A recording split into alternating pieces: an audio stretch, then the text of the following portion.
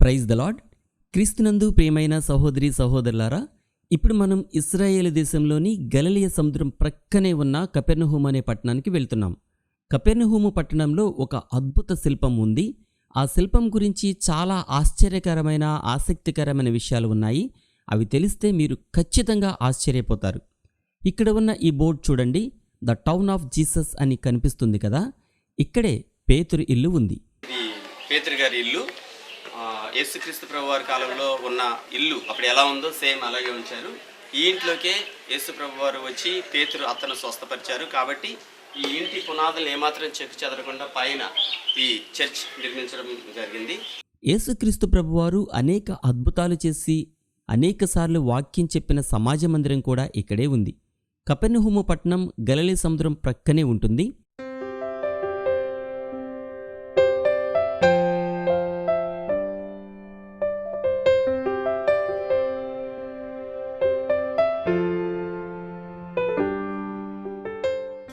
మేము కపెర్నహూము సమాజ మందిరం వద్దకు వెళుతూ ఉండగా మాకు ఎడమవైపున బెంచ్పై ఎవరో ఒక వ్యక్తి దుప్పటి కప్పుకొని పడుకున్నట్లుగా కనిపించింది. ఇక్కడ ఈ సమయంలో ఇలా ఒంటరిగా ఎవరు పడుకున్నారా అని ఆశ్చర్యపోతూ దగ్గరికి వెళ్ళి చూసినప్పుడు అది మనిషి కాదు అనిపించింది. సరిగ్గా చూస్తే అది ఒక శిల్పం. ఇది కేవలం ఒక శిల్పమా? శిల్పం నిజమైన మనిషిలా కనిపించిందా అని మేమందరం ఆశ్చర్యపోయాం. ఇలా ఈ శిల్పాన్ని చూసి ఆశ్చర్యపోయేది మేము మాత్రమే కాదు, ఈ ప్రదేశానికి వచ్చి మొదటిసారి ఈ శిల్పాన్ని చూసిన ప్రతి వారు ఇదే విధంగా ఆశ్చర్యపోతారు. ఈ విగ్రహాన్ని చూసినప్పుడు ఇది నిజమైన మనిషిలా కనబడేంత గొప్పగా అద్భుతంగా తయారు చేశాడు ఆ శిల్పి. ఒకసారి అమెరికాలో 911 అనే నంబరుకి ఒక మహిళ ఫోన్ చేసి, ఈ పార్కులో ఈ బెంచ్పై ఎవరో ఒక వ్యక్తి చలికి వణుకుతూ దుప్పటి కప్పుకుని పడుకుని ఉన్నాడు. అతను ఏమాత్రం కదలటం లేదు. కాబట్టి మీరు వెంటనే వచ్చి అతన్ని రక్షించండి అని ఫోన్ చేసి చెప్పింది.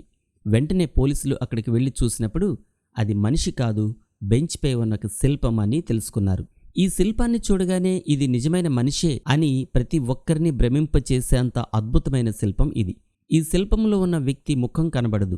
ఎవరో ఒక అనాథ వ్యక్తి ఒక బెంచ్పై దుప్పటి కప్పుకొని పడుకున్నట్టుగా ఉంటుంది.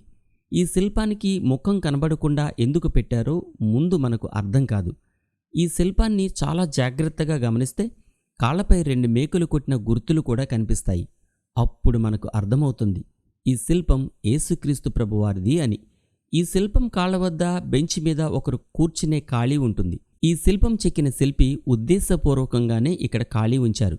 ఈ శిల్పాన్ని చూసిన ప్రతి ఒక్కరూ ఈ శిల్పం కాళ్ల వద్ద కూర్చుని ఆ శిల్పాన్ని తాకి ప్రార్థన చేసుకుని వెళ్లే విధంగా ఈ శిల్పం ఉంది. ఈ శిల్పం గురించి తెలుసుకున్న ప్రతి ఒక్కరూ ఈ శిల్పం ఉన్న బెంచ్పై వారు కూడా కూర్చుని ఇక్కడ తప్పనిసరిగా ఒక ఫోటో దిగి వెళ్తారు. ఈ శిల్పి యేసుక్రీస్తు ప్రభువారు అనాథవలే ఒక బెంచ్పై పడుకున్నట్లుగా ఎందుకు ఈ శిల్పాన్ని చెక్కారు అనే సందేహం మనకు వస్తుంది కదా.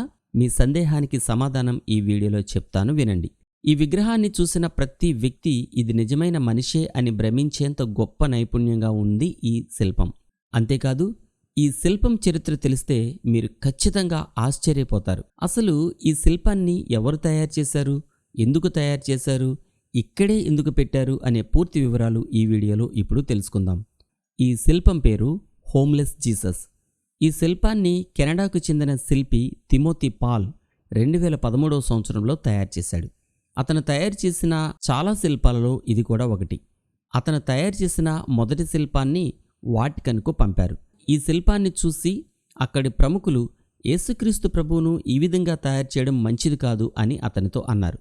అతను ఈ శిల్పాన్ని తయారు చేయడానికి గల కారణం ఏమిటో అప్పటి పోప్ ఫ్రాన్సిస్ గారికి తెలిపారు.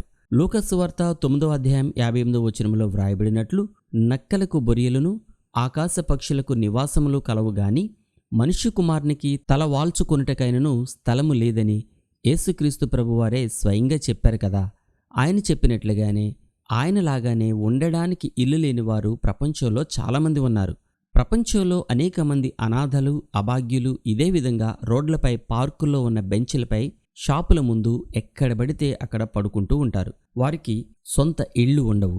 అద్దె ఇంట్లో నివసించే స్తోమత లేని వారు ప్రపంచంలో చాలామంది ఉన్నారు. ఈ శిల్పాన్ని చూసినప్పుడు కనీసం కొందరైనా స్పందించి ఇలా ఇళ్ళు లేని అనాథలకు సహాయం చేయడానికి ముందుకు వస్తారు. అందుకే ఈ శిల్పాన్ని ఈ విధంగా చెక్కాను అని శిల్పి తిమోతి పాల్ పోప్ ఫ్రాన్సిస్ గారికి వివరించి చెప్పారు.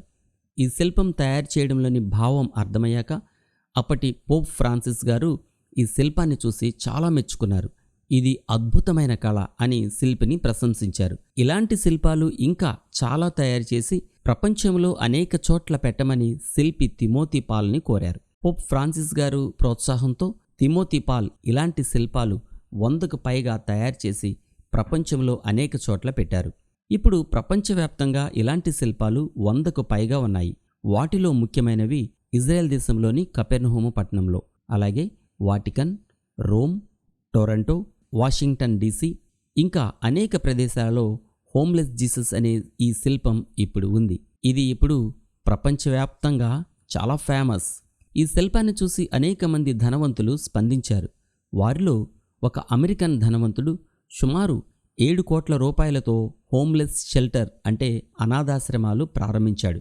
స్కాట్లాండ్లో ఇలాంటి విగ్రహాల వద్ద అనాథలకు భోజనం పెట్టే సేవను ప్రారంభించారు.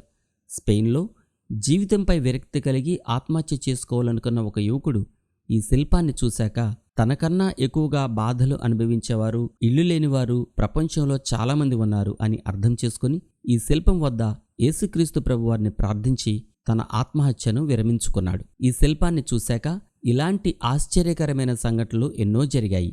ఇంత అద్భుత చరిత్ర ఈ శిల్పానికి ఉంది. ఇప్పుడు ఈ శిల్పం ప్రపంచవ్యాప్తంగా ఎంతో ప్రఖ్యాతిగాంచింది అని చెప్పడంలో ఏమాత్రం అతిశయోక్తి లేదు. కపెర్నహూము అంటే ద టౌన్ ఆఫ్ జీసస్ అనే పేరు కలిగిన నగరం. ఇలాంటి ప్రదేశంలో హోమ్లెస్ జీసస్ అనే ఈ శిల్పం ఉండడం మామూలు విషయం కాదు. ఎందుకంటే ప్రపంచవ్యాప్తంగా అనేక మంది క్రైస్తవులు ఇక్కడికి వచ్చి ఈ ప్రదేశాలను సందర్శిస్తారు.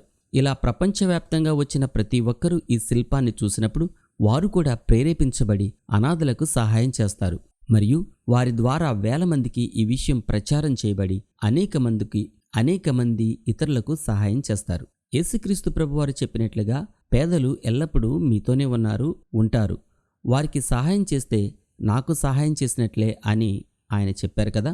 కాబట్టి ఈ వీడియో చూశాక మీరు కూడా పేదలకు మీకు వీలైనంత కొద్ది సహాయమైనా చేస్తారు అని మేము కూడా భావిస్తున్నాం. మీ కొరకు ప్రార్థిస్తున్నాం. జనవరి నెలలో ఉన్న హోలీ ల్యాండ్ టూర్కి మీరు కూడా రావాలనుకుంటే వెంటనే ఇప్పుడే మీ ఫోన్ చేసి మీ టికెట్ బుక్ చేసుకోండి. ఇంకా కేవలం కొద్ది మందికి మాత్రమే అవకాశం ఉంది. అలాగే ఈ వీడియో మీకు నచ్చితే కనీసం కొందరికైనా షేర్ చేయండి. మరో వీడియోతో మళ్ళీ కలుద్దాం. దేవుడు మిమ్మల్ని మీ కుటుంబాన్ని దీవించునుగాక. ఆమెన్. Praise the lord. మీ బ్రదర్ బెన్హర్ బాబు.